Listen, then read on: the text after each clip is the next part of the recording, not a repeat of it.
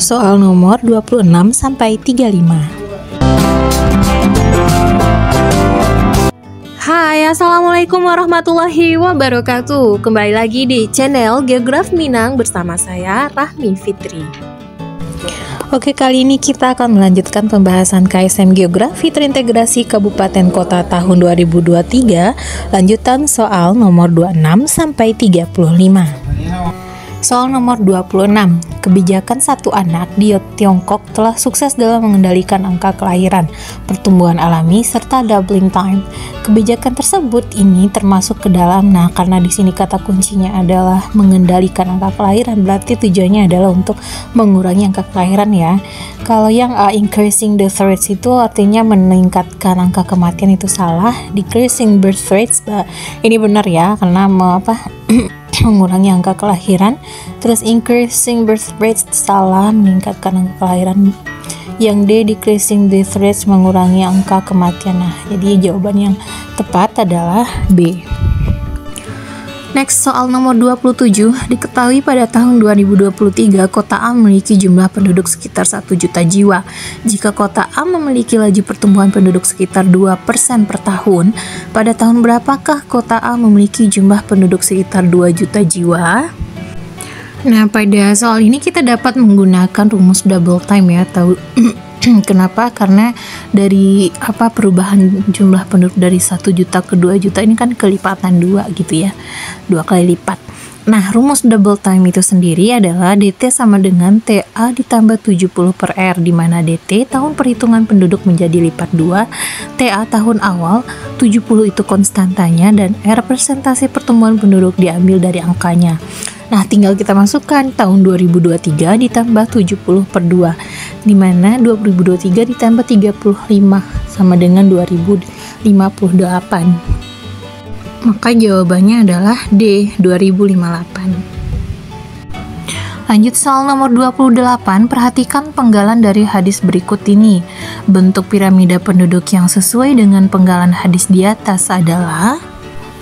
Nah, di sini berkaitan dengan terjemahannya begini ya. Dari Anas bin Malik radhiyallahu anhu, Rasulullah SAW memerintahkan untuk ba'ah itu kemampuan memberi tempat tinggal dan melarang perbujangan dengan larangan yang keras.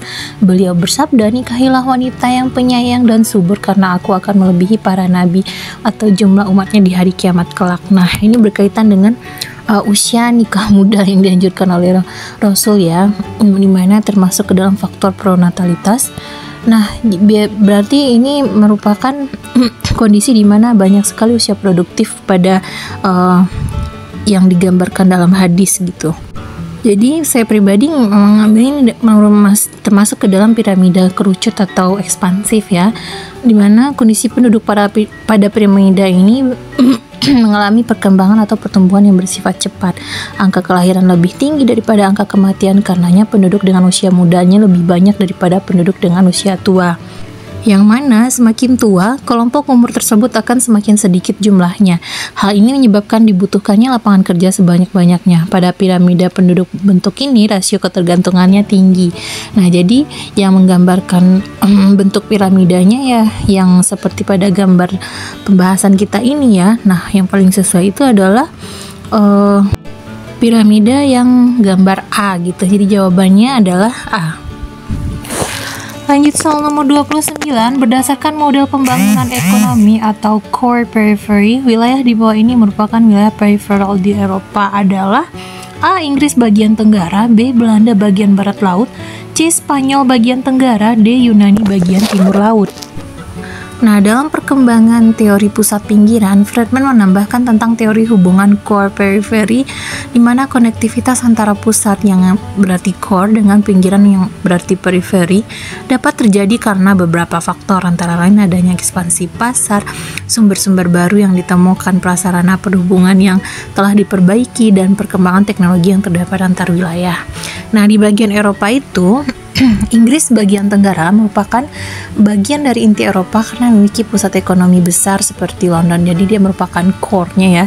Nah, Belanda bagian barat laut termasuk wilayah inti dengan pusat ekonomi utama seperti Amsterdam dan Rotterdam. Nah, Belanda juga termasuk core, wilayah core.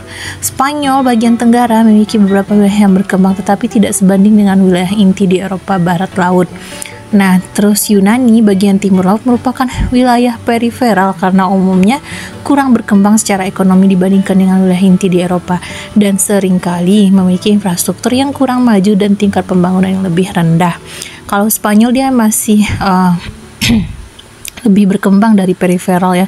Jadi wilayah periferal di Eropa itu adalah yang jawabannya D, yaitu Yunani bagian timur laut. Soal nomor 30, perhatikan gambar di bawah ini dengan seksama. Nah, ini grafik National Poverty Lines versus GDP per kapita tahun 2018. Pernyataan yang sesuai dengan gambar di atas adalah A. Nilai garis kemiskinan nasional WICORES negatif terhadap GDP. B. Indonesia memiliki nilai garis kemiskinan nasional sekitar $10.000.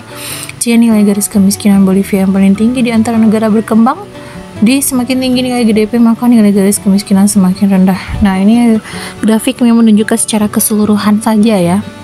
Yang mana kalau secara keseluruhan yang paling tepat itu adalah D. Semakin tinggi GDP maka garis kemiskinan makin rendah. Namun kalau kamu mau lebih teliti, coba pahami grafiknya deh, pasti ketemu langsung jawabannya D gitu. Next, soal nomor 31, perhatikan gambar di bawah ini dengan seksama. Pemandangan semacam ini banyak dijumpai di kota-kota besar, merupakan contoh dari A. Symbolic landscape, B. Festival landscape, C. Ethnic landscape, D. Public landscape. Nah, ini gambarnya Korean Town ya, wilayah Korea, dan ini kayak kampung Cina gitu ya. Nah, kita bahas ya masing-masing optionnya. Yang A, symbolic landscape itu merupakan lanskap yang memiliki makna penting melebihi apa yang terlihat karena adanya asosiasi budaya. Contoh kota dengan simbol keagamaan seperti kota Mekah oleh umat Islam.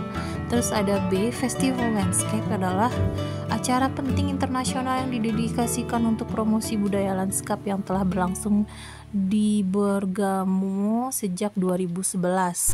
Kemudian ethnic landscape merupakan lanskap budaya yang dianggap milik kelompok etnis atau milik kelompok etnis lain, contoh Chinatown untuk etnis Cina. Nah, ini paling benar jawabannya ya, yang C.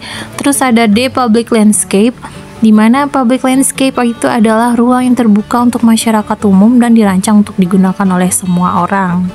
So, jawabannya adalah C, ethnic landscape. Lanjut soal nomor 32, perhatikan tipe pemukiman berikut ini dengan seksama. Ada 1 polis, 2 eopolis, 3 nekropolis, 4 metropolis, 5 megalopolis, 6 tiranopolis. Berdasarkan data di atas, tahapan perkotaan menjadi kota mati adalah... Nah, jadi ada tahapan kota menurut Lewis Mumford ya, ada 6. Yang mana yang pertama, tahap Eopolis merupakan wilayah yang telah berkembang dan telah diatur menjadi kota. Kemudian menjadi tahap Polis merupakan kota yang memiliki sifat agraris, pusat keagamaan, dan pusat pemerintahan. Lanjut menjadi tahap Metropolis jika kotanya sudah besar yang perekonomiannya mengarah ke sektor industri. Lalu ada tahap Megapolis merupakan beberapa kota metropolis yang berdekatan dan membentuk jalur perkotaan yang sangat besar. Lanjut menjadi tahap Tiranopolis, di mana kota yang mengalami kemerosotan moral dan kerawanan sosial yang sulit dikendalikan, penuh dengan konflik dan kekacauan. Lalu ada 6 tahap Nekropolis, di mana kota yang mengalami kehancuran peradaban dan mengarah menjadi kota mati. Hal ini dapat disebabkan karena bencana alam, peperangan, dan wabah penyakit. Jadi urutannya adalah yang 2, 1, 4, 5, 6, dan 3. Jadi jawabannya adalah B. Next, soal nomor 33, perhatikan gambar di bawah ini dengan seksama. Pemandangan pada gambar di atas merupakan bagian yang paling miskin dari sebuah kota, di mana seringkali terdapat kasus-kasus kriminal yang ekstrim dan seringkali wilayah tersebut dikuasai oleh geng yang lazim ditemukan di kota-kota yang terletak di kawasan Amerika Latin, seperti Bogota atau Kolombia, Rio de Janeiro, Brazil, dan lainnya. Berdasarkan informasi tersebut, model perkotaan yang berkembang di wilayah tersebut adalah A. Model perkotaan Ernest Burgess, B. Model perkotaan Homer Hoyt, C. Model perkotaan Harris Ullman, D. Model perkotaan Griffin Ford. Nah, mari kita bahas masing-masing model perkotaannya ya. Model perkotaan Ernest Burgess teori ini memungkinkan terjadi pada daerah Eropa dan Amerika seperti London, Calcutta, Chicago, dan Adelaide di Australia, di mana lingkungannya yang sangat mudah untuk dibangunnya jalur transportasi. Di Indonesia, teori seperti ini sangat sulit terwujud hanya di kota-kota besar karena lingkungan di Indonesia banyak yang merupakan daerah pegunungan, berlembah, memiliki sungai besar dan daerah yang terpisah laut. Kemudian ada model perkotaan Hammerhead. Menurut teori ini, unit-unit kegiatan di perkotaan tidak menganut teori konsentris, melainkan membentuk unit-unit yang lebih bebas. Ia menambahkan bahwa daerah dengan harga tanah yang mahal pada umumnya terletak di luar kota, sedangkan harga tanah yang lebih murah biasanya merupakan jalur-jalur yang bentuknya memanjang dari pusat kota atau pusat kegiatan menuju daerah perbatasan.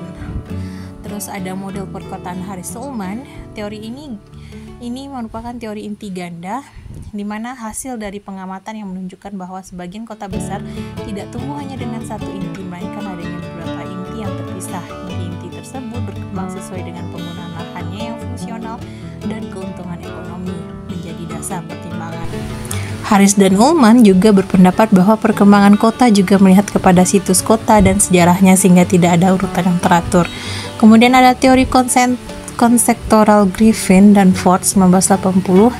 Teori ini dilandasi oleh struktur ruang kota di Amerika Latin. Dalam teori ini disebutkan bahwa DPK atau CBD merupakan tempat utama dari perdagangan, hiburan, dan lapangan pekerjaan. Di daerah ini terjadi proses perubahan yang cepat sehingga mengancam nilai historis dari daerah tersebut.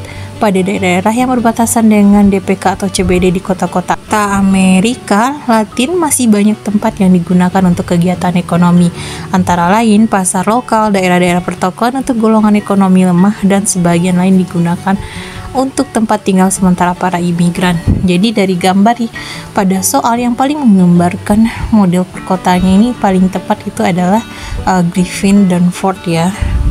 Maka jawabannya adalah D, model perkotaan Griffin Ford. Next, soal nomor 34.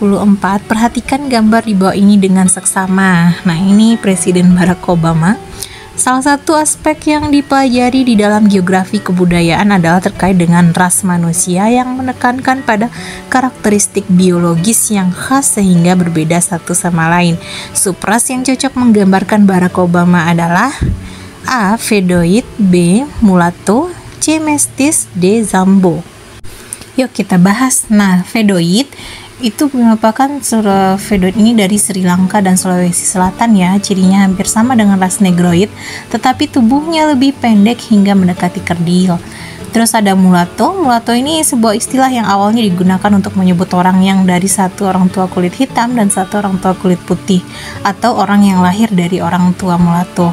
Terus ada mestis, itu campuran antara Indian dan kulit putih. Lalu ada Zambo, adalah campuran antara Indian dan Negro. Nah, Barack Obama memiliki ibu berkulit putih dari Kansas, Amerika Serikat, dan ayahnya berkulit hitam dari Kenya, sehingga dia termasuk dalam kategori mulatto. Nah, jawabannya adalah B, mulatto. Lanjut soal 35, kota yang bukan saja menjadi kota terbesar di negara tersebut akan tetapi sekaligus kota yang memiliki populasi penduduk 2 kali lebih besar dibandingkan dengan kota lainnya di negara tersebut dikenal dengan sebutan. Nah, jawabannya Primate City ya. Primate City itu merupakan sebuah pola di mana kota terbesar di suatu daerah atau negara populasinya jauh lebih besar dari kota terbesar berikutnya. Model ini diusulkan oleh Mark Jefferson pada tahun 1939. Ia mendefinisikan Primate City sebagai setidaknya 2 kali lebih besar dari kota terbesar berikutnya dan lebih dari 2 kali lebih penting. Jadi jawabannya kota prima dalam bahasa Indonesianya atau Primate City ya.